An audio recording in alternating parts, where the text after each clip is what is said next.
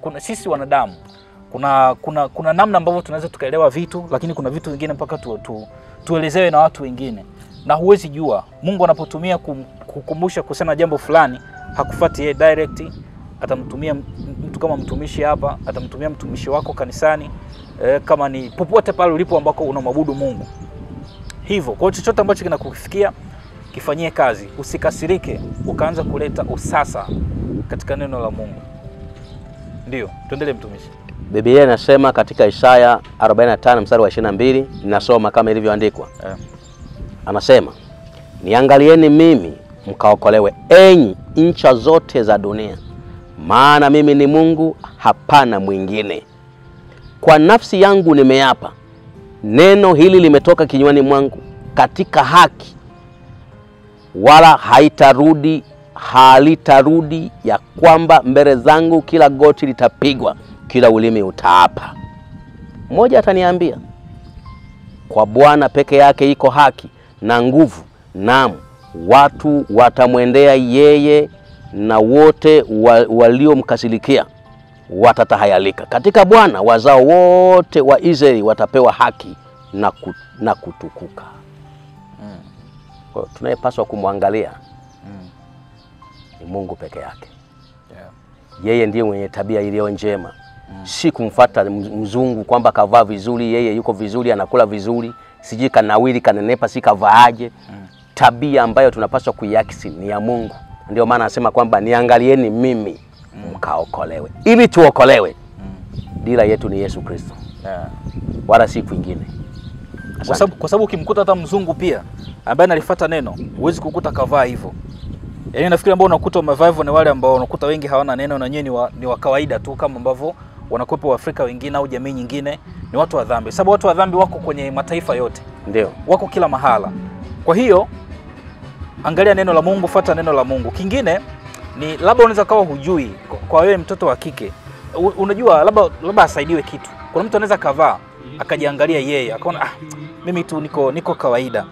Lakini unapopita mbele za watu, kwa sababu unapita kwa watu wa jinsia nyingine, wanaume, kuna vitu fulani ambavyo unaweza usijijue, lakini wanaume ni wepesi sana kutamani wanapoona kwa macho. Kwa hiyo unapoenda kama ni kanisani, umevaa vile, ni rahisi kumtoa mtu kwenye uwepo wa Mungu. Yaani huko na wanaume waga na tabia moja, wanatofautiana. Kuna mwingine akishaona hivi anaanza kutengeneza taswira yake hapo. Unaona mwili wa ndani. Mama amevaa, binti amevaa nguo fupi. Mwili wa ndani unaonekana. Ile shape ya ndani inapoonekana, ile ni smart. Na shetani huwa anazunguka akitafuta mtu kumumeza. Ataingia kwa msichana, ataingia kwa kijana. Hata kwa mababa. Anatengeneza taswira ya kutafutana baadaye. Na wengine wanaanza kutafutana ndani ya kanisa. Maana shetani yumo huko. Mungu awasaidie sana. Amina. Tunahitaji kujibu hili swali la huyu habari ya matabaka. Kwa nini wengine wao Waafrika, wengine wao wazungu? Tutaangalia katika kitabu cha Mwanzo sura ya 9. Nilizungumzia habari ya Nuhu. Nuhu walipotoka katika safina walikuwa na watoto wake. Tutaanza ili tusipoteze muda, tutaanza na mstari wa 18. Sikiliza vizuri. Nuhu akaanza kuwa mkulima, akapanda mizabibu. Hapana. Wana wa Nuhu walitoka katika safina ni Shemu. Waliotoka katika safina ni Shemu na Ham na Yafeti. Bwana sifiwe. Amen. Baada ya dunia kuangamizwa kwa gharika. Nahamu ndiye baba wa Wakanani. Unasikiza vizuri? Ham ndiye baba wa watu gani? Wakanani. Hawa watatu walikuwa wana wa Nuhu, na kwa hao nchi yote ikaenea watu. Kwa hao watoto wa Nuhu, watu wote wakafanyaje? Wakaenea. Nisikize vizuri.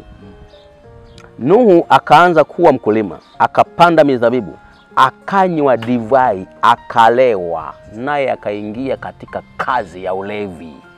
Nisikilize vizuri. Akawa uchi katika hema yake. Akawa namna gani? Uchi. Katika hema yake. Ham, baba wa Kanaani, akauona uchi wa baba yake, akawaeleza ndugu zake wawili waliokuwa nje. Akauona uchi wa baba yake, badala ya kuficha siri akamfunike. Unanipata vizuri? Nakupata. Badala ya kumfunika akafanyaje? Akaenda kuambia wengine. Akaenda kutangaza kwingine ili na wenyewe waje waone. Siri ama sehemu za siri za mzazi, ile ni siri yao wazazi kwa nani? Kwa wazazi. Mzazi yuko kwenye nafasi inayofuata kwa Mungu, na ndio maana Biblia inatueleza hata katika zile sheria amri 10. Ukimaliza tu katika sheria ambazo zinamhusu Mungu, unapokuja kwa ubinadamu unaanza kwa baba. Okay. Maana yuko katika nafasi ya pili katika sehemu ya wanadamu. Ama katika sehemu ya wanadamu ni nafasi ya kwanza. Okay. Sasa huyu kosa alilofanya ni kumuona baba yake na kwenda kutangaza. Yeah. Laana ikamwandama. Unanipata vizuri? Na msikilizaji, naomba unisikize vizuri. Hapo ndipo ilipoanza kuja sura ya Uafrika.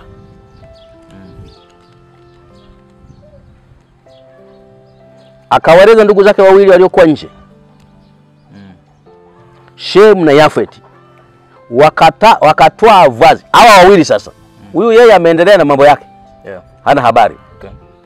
Shem na Yafeti wakatoa vazi, wakalitanda mabegani mwao wote wawili, wakaenda kinyume nyume. Hawa hawakutaka hata kumuona, wakaenda kinyume nyume. Wakaufunika uchi wa baba yao na nyuso zao zikielekea nyuma, wala hawakuona uchi wa baba yao. Sikiliza vizuri.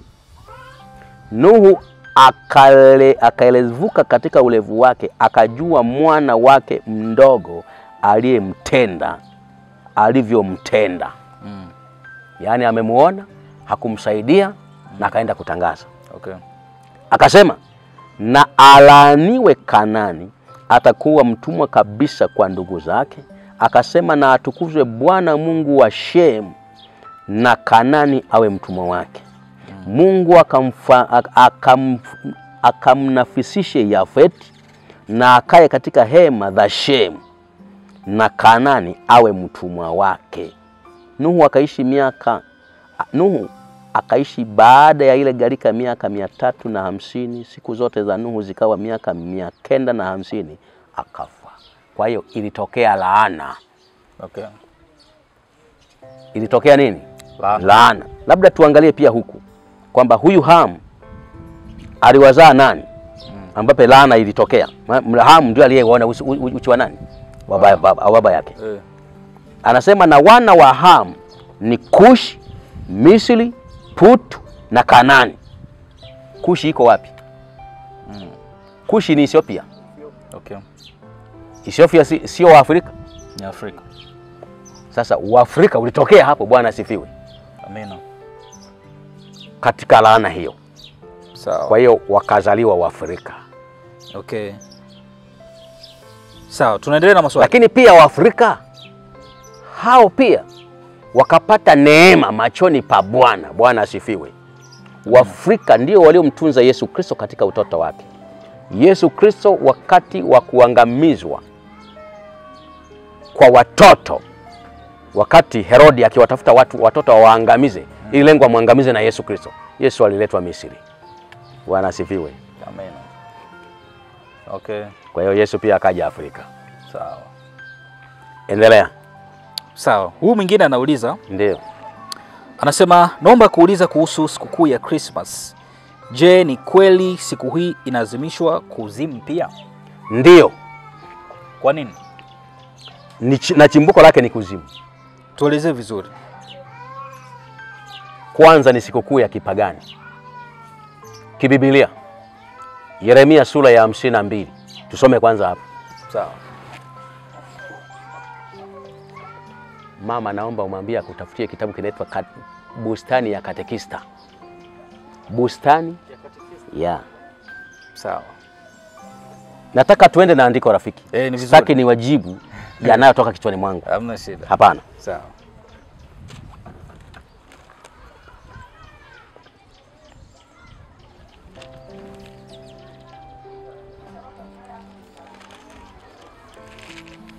Kitabu hiki cha Biblia, Yeremia sura ya 52.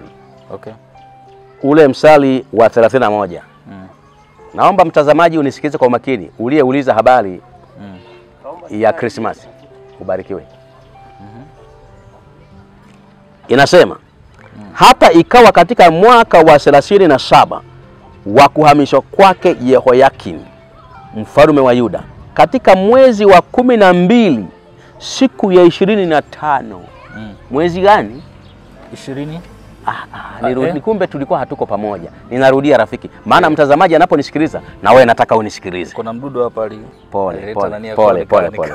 Ninarudia tena. Sawa. Imeandikwa, hata ikawa katika mwaka wa 37 wa kuhamishwa kwake Yehoyakim mfalme wa Yuda, katika mwezi wa 12 siku ya 25. Mwezi wa ngapi? 12. Mwezi wa 12.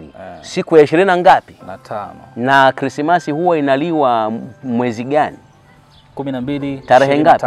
Kwa hiyo siku ya 25. Bwana asifiwe. Amina. Ya mwezi wa siku ya 25 ya mwezi Evrimordaki mfalme wa Babeli, katika mwaka wa kwanza wa kumiliki kwake, akamuinua kichwa chake Yehoyakim mfalme wa Yuda, akamtoa gerezani. Akamtoa wapi? Gerezani. Tarehe 20 ngapi? 25. Mwezi wa ngapi? Kwa hiyo ingekuwa ni sherehe ya kutoka wapi? Kwa mfungwa nani?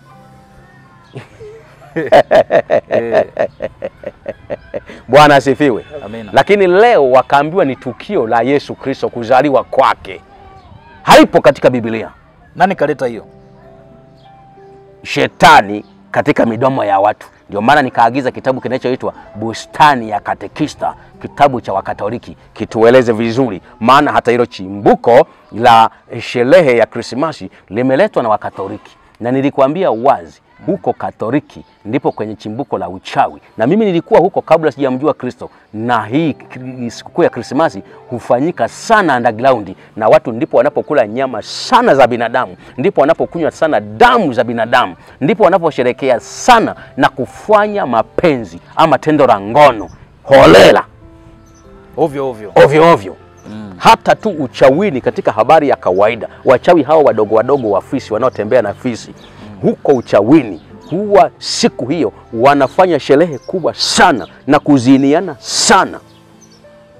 Na cha ajabu kabisa, kila mchawi lazima siku hiyo atende tendo la ngono na mzazi wake. Maana ni siku ya sherehe kubwa. Mzazi wake akiwa anajua, hajui? Akiwa anajua. Akiwa nani mshirikina? Na yeye akiwa naye ni mshirikina. Hiyo ni kwa wale ambao wanakuwa ni washirikina.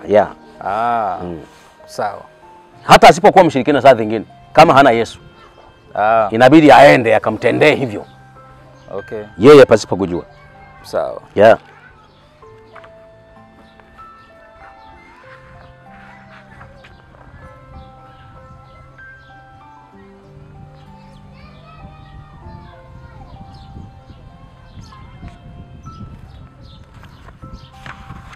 Kitabu ndo hiko. Kitabu ndiyo hiki.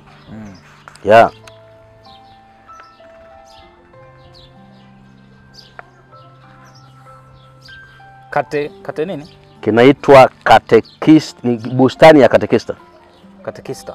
Katekista ni nini? Manake ni? Katekista ni kiongozi wa kanisa Katoliki ambaye anafuata ngazi ya upadiri. Anaanzia katekista kwanza.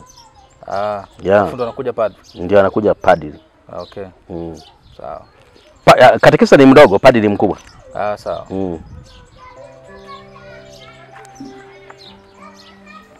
Ni ukurasa namba 73. Kitabu hiki kiangalia sana mtazamaji, kinaitwa Bustani ya Katekista. Okay. Hebu kitueleze juu ya hii sikukuu uliouliza muuliza swali. Kwamba hii siku tarehe 25 ya mwezi wa 12 inayoitwa ni siku ya Krismasi ya kuzaliwa kwa Yesu Kristo. Chimbuko la Krismasi ni chimbuko ninalojua mimi, ni chimbuko la upagani ambalo liliingizwa katika Ukatoliki katika dini ya Kikatoliki Maana nimeeleza wazi pia katika dini ya Katoliki, na kiongozi wa dini Katoliki ndiyo mwenyekiti wa wachawi duniani kote. Yeye ndiyo kingi kwa ulimwengu mzima. Na dini ya uchawi, mamlaka yake makuu yako Vatikani. Kiongozi wake mkuu yuko Vatikani, mahali ambapo ndipo chimbuko la dini ya Katoliki. Sasa sikiliza, na kitabu hiki ni kitabu cha dini Katoliki, kinaitwa Bustani ya Katekista. Okay. Paragrafu ya chini kabisa hapa anasema, je, Yesu alizaliwa tarehe 25 Disemba? Okay. Ikiwezekana mpiga picha kama ungeweza ungepamulika kabisa yakasomeka. Labda nisikusumbue sana. Nafikiri hamna shida tu tusome tu. Asante. Imeandikwa, sikiliza. Je, Yesu alizaliwa tarehe 25 Disemba? Hilo ni swali. Imeweka alama ya kuuliza. Yeah. Anaanza maelezo. Kwa kweli hakuna anayejua tarehe ya kuzaliwa kwa Yesu. Tarehe 25 Disemba ilikuwa sikukuu kubwa kwa wapagani. Okay. Ni kitabu cha dini Katoliki hiki. Walikuwa wakifanya ibada zao kwa Mungu jua. Kwenye karne ya 4 mwaka 336 baada ya Kristo, Wakristo viongozi wa kanisa walionelea siku hiyo washerehekee kuzaliwa kwa Yesu, mwanga, nuru ya ulimwengu. Lengo kubwa lilikuwa kuwahusisha pia wapagani katika kumshangilia Yesu baada ya miungu ya uongo. Ni utamadunisho wa sikukuu. Okay. Unanipata vizuri? Namuuliza swali, unanipata vizuri? Kalenda ya liturujia ya kanisa Katoliki ilipangwa kwa utaratibu kweli kila siku. Katika ibada ya misa na sala zingine tunakumbuka matukio ya ajabu ya historia ya wokovu. Pia tunakumbuka mifano bora ya maisha ya watakatifu, mashujaa wa Mungu. Kwa kawaida tunawakumbuka kipekee siku ile walipokufa hasa mashahidi wafia dini. Kwa mfano, kanisa lilipanga tarehe ya kupashwa habari kwa Bikira Maria, yaani kutungwa mimba Yesu Kristo kwa uwezo wa Roho Mtakatifu. Tarehe hiyo ilikuwa haijulikani, ni wazi. Basi kanisa likachagua tarehe 25 Machi. Maana yake miezi 9 mimba kabla ya kuzaliwa kwa Yesu. Tena wamejigonga wenyewe, wakapeleka Machi na huko wametuambia tarehe 25. Sasa fikiria, na ndipo jue kwamba shetani alishaingia katika mioyo ya watu na akawadanganya. Na leo ulimwengu ulishadanganywa chini ya mamlaka ya sikukuu ya tarehe 25 Disemba kwamba ni sikukuu ya Krismasi. Tena wakadanganya kwamba ni ya kuzaliwa kwa Yesu. Wenyewe wamekili katika kitabu chao Bustani ya Katekista. Kwa hiyo ni sikukuu fake, nayo ni ya shetani na ni ya kipagani. Kitabu kimekili. Na Biblia hautasoma mahali popote ambapo Yesu Kristo alizaliwa tarehe 25 Disemba. Ni uongo uliopindukia, kwa sababu shetani ni baba wa uongo na wanaouendekeza wataendelea kudanganyika. Bwana wasaidie sana watu wa Mungu, waondokane na sikukuu hii ya uongo, bali wamtafute Kristo mahali alipo, na ukweli wa Kristo unapatikana katika neno la Mungu liitwalo Biblia takatifu. Bwana apewe sifa. Amina. Sasa hiki kitabu ni cha Katoliki. Ndio. Kinaelezea mambo ya Katoliki. Ndio. Lakini wa Katoliki ndani yake wana kinachofanyika ni kuhusiana na lengo kubwa. Yaani ni kama wao wameeleza wazi kwamba wahusishe na wapagani wawe kitu kimoja. Kwa maana hiyo ni upagani hiyo sherehe. Yeah. Lengo kwamba na wapagani nao wajisikie, washerehekee nao hiyo Krismasi, na wao pia waungane na wapagani kusherehekea, waifanye kuwa ni tukio la kuzaliwa kwa Kristo wakati hakuzaliwa siku hiyo Kristo. Kwa hiyo ndio hawa kwa nini wanahangaika kutengeneza vitabu vingine wakati Biblia ipo? Kuna haja gani ya kuandaa vitu vingine? Yaani kama hivyo vitabu hiki wakati kwa nini isitumike tu Bible moja? Wao kwa malengo ya hapana, kuandaa vitabu vingine ni kurahisisha kumpatia mtu ufahamu zaidi. Yeah. Okay. Ni kurahisisha mtu kupata ufahamu. Kwa mfano, wasingekiandika hiki kitabu, pengine wengi wangebaki katika maswali. Tungejifunza tu katika Biblia, ikabaki katika mabano kiufupi. Wengine wangebaki na ubishi, kwa sababu shetani ameshatia neno la nini? La ubishi. Hata hivyo, pamoja na kusoma hiki kitabu, wapo wengi ambao wataendelea kubishi kwa sababu shetani amewakalia. Okay. Ya. Amini. Utakutana na maswali mengine tena yanauliza hivyo hivyo. Lakini tumeyajibu tena kwa kutumia mpaka kitabu. Na ndio ujue kwamba shetani bado amewakalia watu. Nasi tutaendelea kuwaombea ili Mungu awasaidie, awafungue macho, awafunulie akili ili waokolewe. Maana kusudi la Mungu wetu aliyependo ni watu wote waifikirie toba, watu wote waokolewe. Nasi, mimi kama mwinjilisti Cosmas Matias, sijachoka kuwaombea watu, sijachoka kuwaelimisha watu. Hata ukiniletea swali jingine, bado nitakujibu kwa moyo wa upole, kwa moyo wa ufasaha, ili tujifunze pamoja na hatimaye Roho wa Mungu akuguse upate kuokolewa. Asante. Kwa hiyo ilikuwa inapigwa na kuzimu hiyo? Ndio. Mpaka leo? Mpaka leo sitaongelea kwa sababu siko, lakini ninavyojua kwa sababu ndio kanuni ya huko, ndivyo ilivyo. Inasherekewa. Ya. Kama huku watu jua wanavukula mapilau, na huko ni vile vile nimeeleza wazi kabisa. Wanachinja mbuzi, makuku fulani, vitu fulani mazuri. Hata huko vile vile.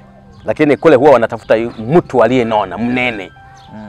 Ama watu walionona, kwa sababu mmoja tu hata waenea na ni wengi. Ina maana kama mimi hawanitaki sababu. Wewe hamna, wewe huna deal. Sina deal. Huna deal huko. Vibonge. Kwa kibonge bana hapo ulipo. Ukae vizuri ikifika tarehe 25, kabla tarehe 25. Kimbia kwa Yesu tu, hakuna cha shetani. Hata ungekuwa kibonge wewe ukiwa mikononi mwa Bwana, Yesu atakukinga, Yesu atakulinda na atakuwa ukuta kwako. Hakuna cha shetani mbele ya watakatifu wa Mungu. Kabisa. Tuko hapa kwa ajili ya kujifunza, na wako watu aina tofauti. Kuna vitu tutaongea hapa vitahusiana na Kristo. Ndio. Kuna vitu vitaongea mtu wa dhehebu fulani atakasirika, mtu wa imani nyingine atakasirika. Tutamuombea kwa sababu Kristo, hata Kristo alipozungumza, hata Mafarisayo walikasirika. Kwa hiyo unapoongea usitegemee kwamba wote watafurahia.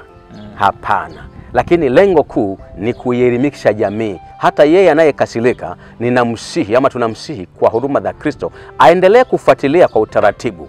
Kwa namna ya pekee Roho wa Mungu atamwendea, atamcontrol. Kwa sababu Biblia inasema, labda nisome hili fungu, Warumi sura ya 2. Kwa sababu kuna watu wana utaratibu wa akisikia kitu fulani kimemhusu dhehebu lake, imani yake, anakasirika. Hilo najua. Na akikasirika hataki hata kusikiliza. Mimi mwenyewe kipindi bado nikiwa mchawi, nadhani nimeshashuhudia hata humo. Nilikuwa nikisikia hata mhubiri akizungumzia wachawi, jambo la kwanza ni kwenda kumroga. Japo nilikuwa nikishindwa. Lakini wale ambao walikuwa wamesimama kiovyo ovyo, niliwabeba. Uondoka nao kabisa. Kwa hiyo ushapata? Ndio. Sawa.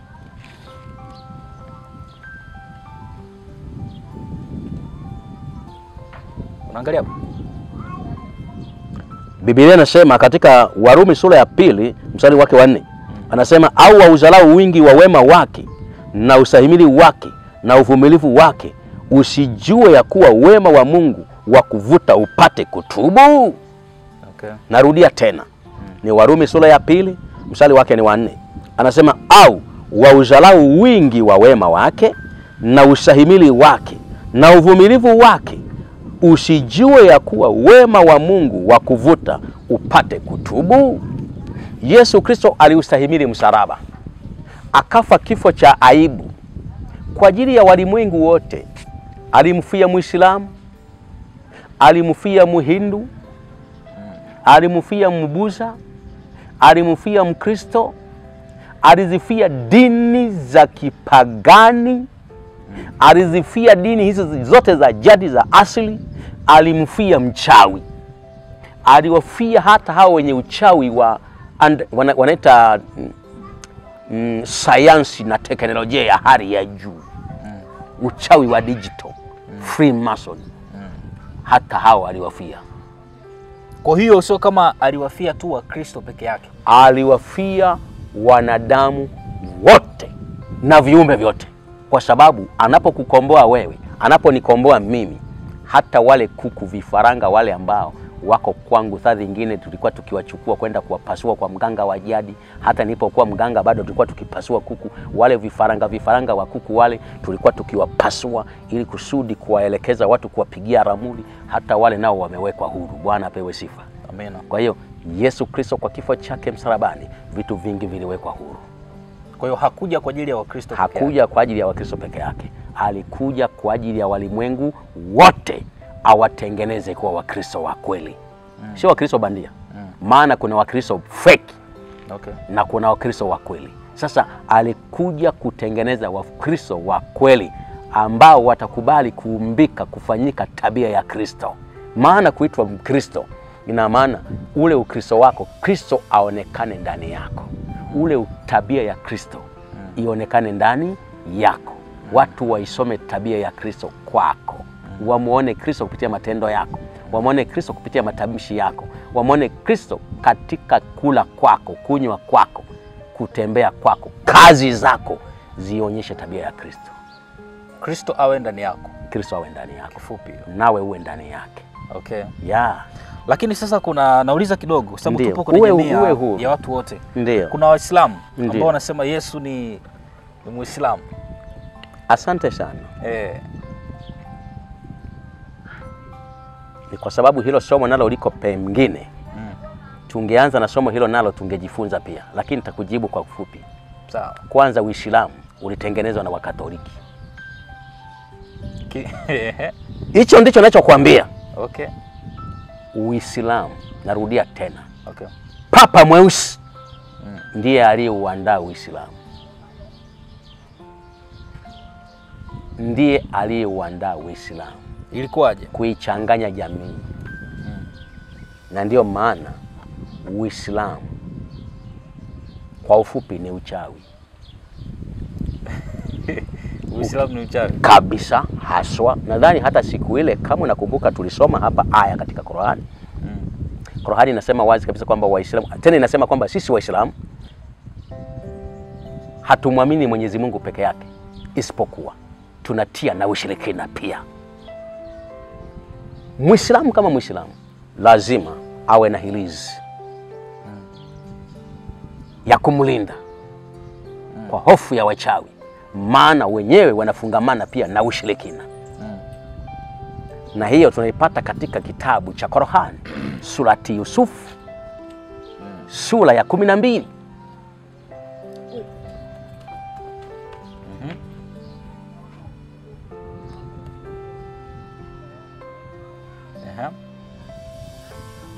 Inaeleza wazi.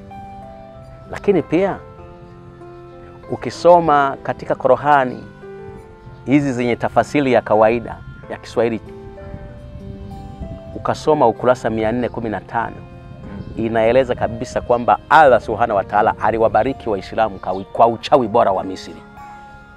Ara ni Mungu kwa katika Waislamu. Si ndio? Ndio. Allah Subhanahu wa Ta'ala ni Mungu. Sasa aliwabariki Waislamu kwa uchawi bora wa Misri. Kwa andiko hilo, je, Uislamu ni uchawi? Si uchawi. Lakini wako Waislamu ambao ni clean. Matendo yao ni mazuri, hawavai hirizi. Ndio. Sio washirikina, sio warogaji. Ndio. Lakini wako wakiabudu Allah na wakimaanisha ni Mungu muumbaji wa mbingu na ardhi na vitu vyote duniani, ikiwemo sisi tuliosimama hapa. Ndio. Huyo wa hivyo vipi? Biblia inasema asiyemkubali Yesu Kristo hana uzima. Yeye peke yake ndiye aliyepewa ufunguo wa kuzimu, ndiye aliyepewa ufunguo wa uzima, na ndiye mwenye ufunguo wa uzima, na ndiye mwenye mamlaka ya uzima, na ndiye aliyekuja kuufia ulimwengu. Peke yake.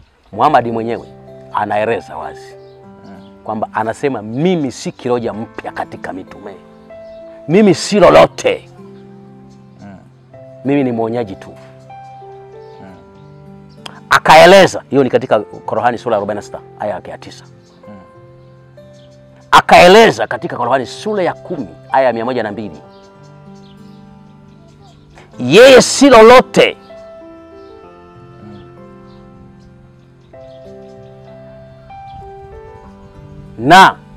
Naye yuko miongoni mwa wanaosubiri moto wa kiyama.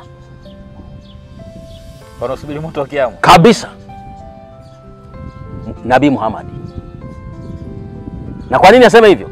Alikabidhiwa kutunza utunzaji wa Sabato. Qur'ani sura ya 16 aya 124 inaeleza siku ya kiyama watu wote watahukumiwa kwa kuvunja utakatifu wa siku ya Jumamosi. Hiyo ni Qur'ani. Hata kama tungeifuata, ukihiari tuifuate tutasoma.